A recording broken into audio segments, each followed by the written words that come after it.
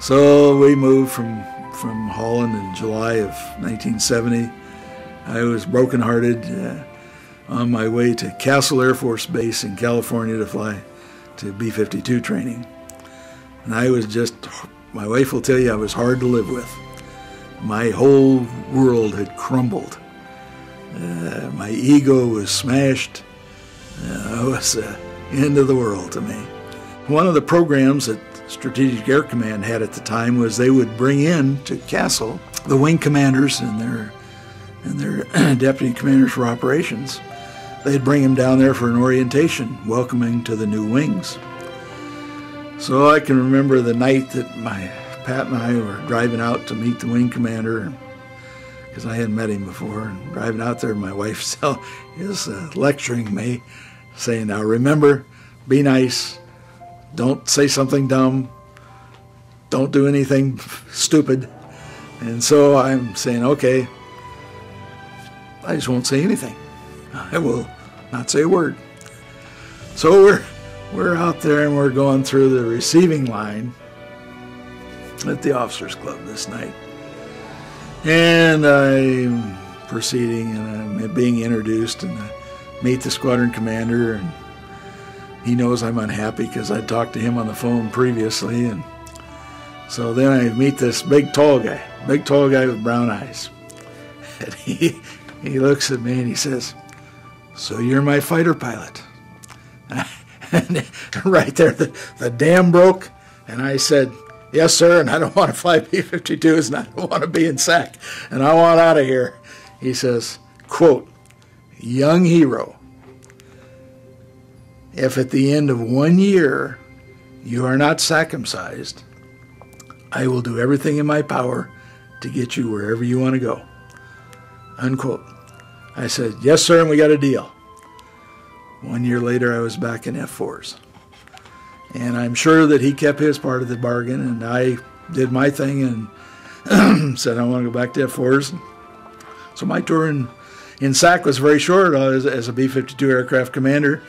Well, after that tour in SAC, the assignment out of there was back to Vietnam and went to Ubon, Thailand, flying F-4s. And of course, in 1972, the war was heating up again. Got assigned to the 433rd Squadron, which was one of the 2 or 3 that were using the early versions of laser-guided ordnance.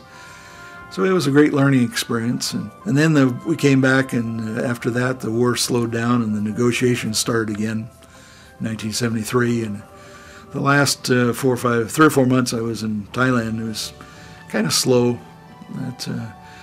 By that time, of course, I'd been promoted then to major. Then the assignments came down out of Thailand, and I thought, oh boy, this is going to be an experience. And my assignment was to be at New Ulm down by Stuttgart, Germany.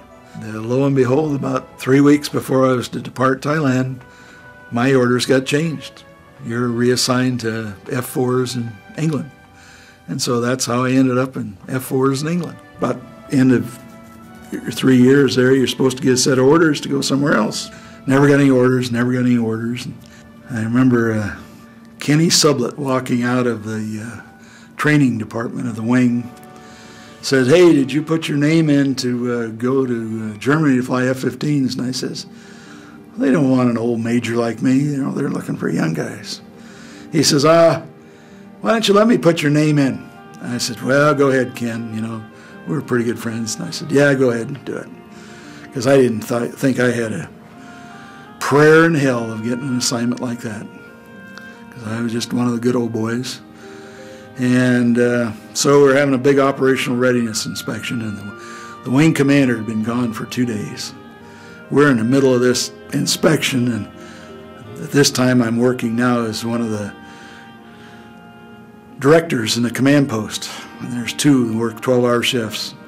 You basically run the war with the advice of the wing commander and people behind you, but you've got a whole staff to support you.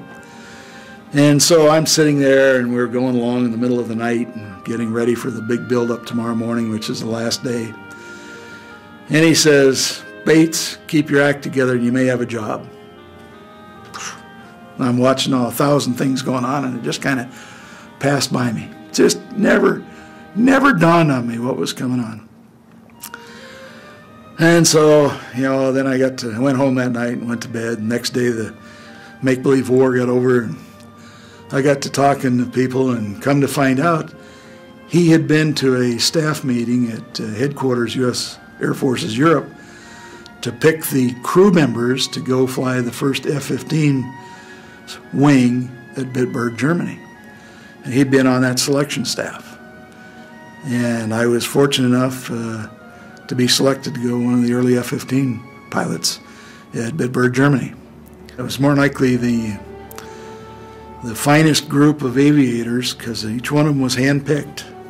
Each one of them was a very selective and very skilled aviator, very skilled officer. And unfortunately, those only occur once in a lifetime. But it was an experience that I'll never forget. Plus, the airplane was absolutely state-of-the-art. Absolutely state-of-the-art. To this day, it's the best airplane I've ever flown.